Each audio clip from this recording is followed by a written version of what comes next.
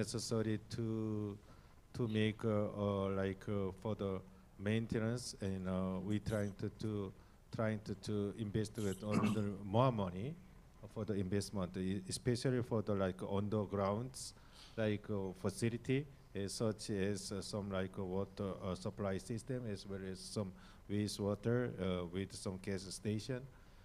But that's why we're trying to have some more efforts for the management, as well as some including some new technology. That's why we needed to have some more knowledge to increasing our ability to reuse or to rehabilitation, something like that. This times. That's why we needed some more attention for that, rather than to construct a new facility, rather than to rehabilitation at these times. So that is our some focusing for some effort in our case.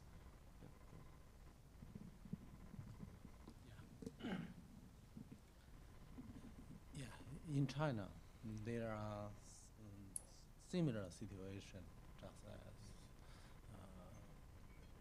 Korea.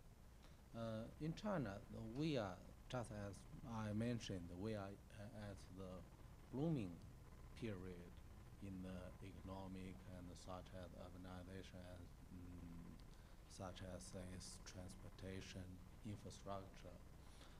So when mentioned the stability or the sustainable period, that's a goal, that's a direction for us to know that.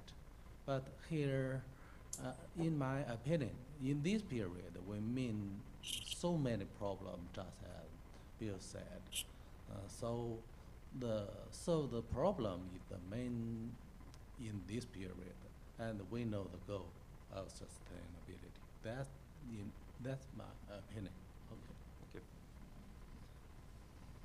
I'm going to still stay with the panel if there's any other interactive questions and comments you'd like to make.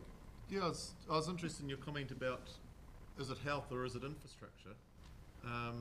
Because my sort of take on it would be, if you can deliver the health services and not need to invest in the infrastructure, it's a good outcome from, if you get the service without the investment. But if the infrastructure is impacting on the health service, then are they not one and the same debate? Is part of the failing actually seeing them as two debates rather than actually saying the service we want is a good health system that consists of doctors, nurses, orderlies, and a hospital? Is it actually we're failing because we're letting the big debate occur without us, and I say us as asset managers, and we're arguing my hospital's falling down rather than the hospital is there as part of the service delivery. It's a very, very interesting point, and I agree with you that we're having the two different debates because they come from two different pots of money and two different agencies. But you triggered in my mind something that happened last week at council, where we had the medical officer of health of the Eastern Ontario Health Unit that came to do a presentation about public health. And he said 25% of everything that has to do with public health is within the Ministry of Health jurisdiction. The other 75% is not. It's outside of the health care system. So I think that that is a very good point. Is, can we link infrastructure to public health and the healthcare system linked to the needs of having good infrastructure? Bill. Let me expand that conversation a little bit and put on another hat, as Guy has multiple hats. I've got a few.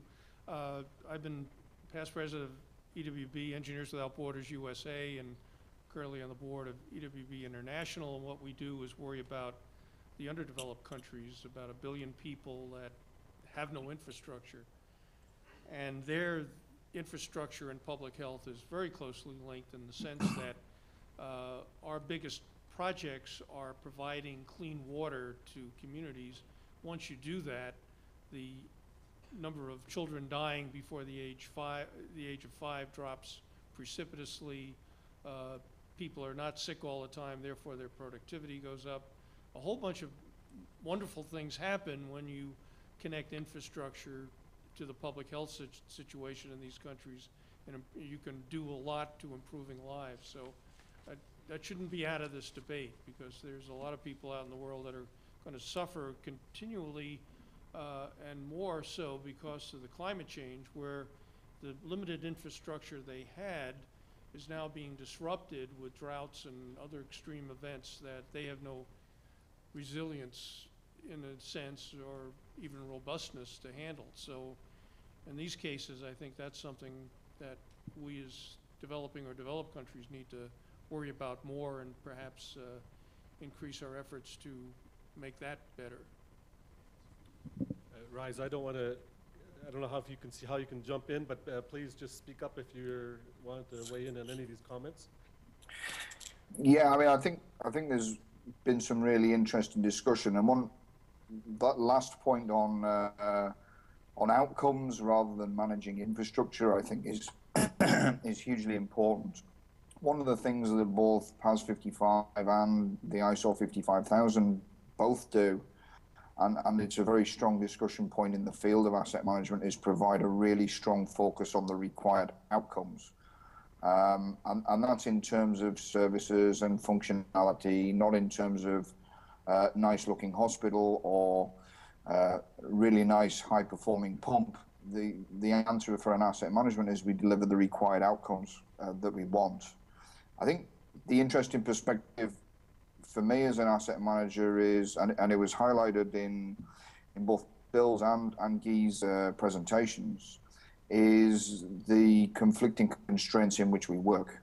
So we often think we understand what the outcomes are, but Bill highlighted that actually getting that balance between our ecological footprint and our required quality of life means that we have different drivers.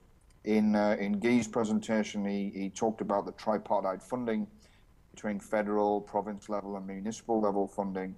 And actually, if you start to think about both of those presentations, what you've actually got is a collection of different stakeholders, all with different criteria for how you spend the money and what you spend the money on.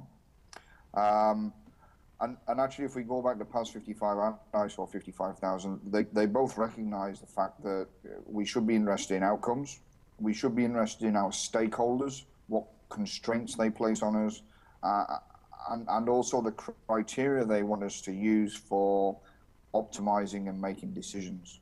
And I think one of the biggest things for me in asset management is getting the engineers to lift their head above the pump or lift their head above the computer terminal and actually look outside to our stakeholders, their constraints, their views on what decisions we should make, and try and get that focus. And that's where I think the management systems come in. They provide that discipline that makes us look up and out of our immediate concern. A big example for me was just working with a power company in Asia recently. The engineers were all very much focused on the high voltage, big sexy engineering. And actually for that organization, their biggest issue was electricity theft. And there was virtually no engineering focus on meters and changing meters from electromechanical to electronic, which would fix huge amounts of their theft problems. So you got to kind of drag the engineers kicking and screaming to what the real problems are, not what they think they are, and sometimes that means not looking at sexy engineering. Great. At this point, I'd like to open up the conversation to the audience, and this can be questions, this can be comments. It is a conversation, and the panelists and the audience, in my mind, now are one, and so I want everyone to feel completely free to jump in, but we'll do it in an organized fashion with a hand, and I'll try to acknowledge and recognize that discussion. So I think I saw one right here first. Yes, no, right here. Well, my question is the statement we just heard about the balance, that balance we talked about, what is required, what you need, and what you can finance. And we heard a lot from Guy yesterday about, and even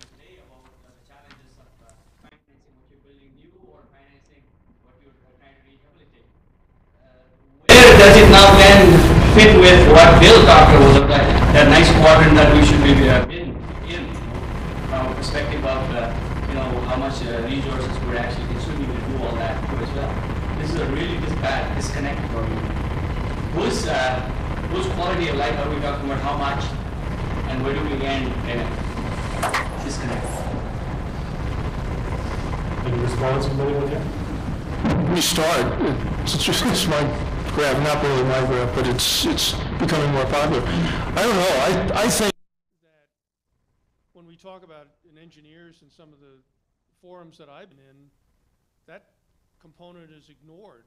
I mean, we're eating our seed corn. We're reducing the amount we have left, and we're just discussing things in sustainability about, as Bill McDonough put it, just being less bad. But you can only be less bad for so long. And so sometime that's going to hit. And I think the situation's going to get worse, and particularly driven by climate change, where some of the situations that we're seeing in flooding and droughts and other things are really going to get bad, and nobody's paying much attention. It's almost, you need a crisis to get people to focus on that, and I don't think we've seen nothing yet at this point, and until we start to deal with that, we're not going to make any headway. Put your hand up. I'm gonna walk towards you with the mic. Rise so that you can hear. I'm not sure you would have heard the audience per se, but I heard part of it, but the microphone will be useful. yeah, I'll do it this way, and that way I'm close to whoever wants to be speaking. I'll give you first chance. Okay. Bill, I'm curious about Envision. I wondered if you could share some of that with us, how it works, if it's a rating system. Is it like LEED, or is it the differences? How can we adopt it in Canada or Australia or Korea or China? What's it all about? Gosh, sure. What a great question. This is like it was a plant question for you, Bill. Yeah, here's the 20th. I can take a lot of time on it, but what we try to do is rating systems, you have to have points and you have to do the sorts of things that rating systems are. But what we try to do was look at a LEED type project, because for infrastructure, there's so many ecological and social and economic things you can put in it. So it's very similar in terms of the metrics. But what we try to do here is do an overarching rating system that, instead of looking at roads and their sustainability or hydro plants or anything like that, we looked at infrastructure per se. So we got to ask the question early on, is this the right project to do? Is it the road you want, or is it light rail? Is this road any good if it has a lot of recycled asphalt in it, but then causes urban sprawl? So we asked that overall question.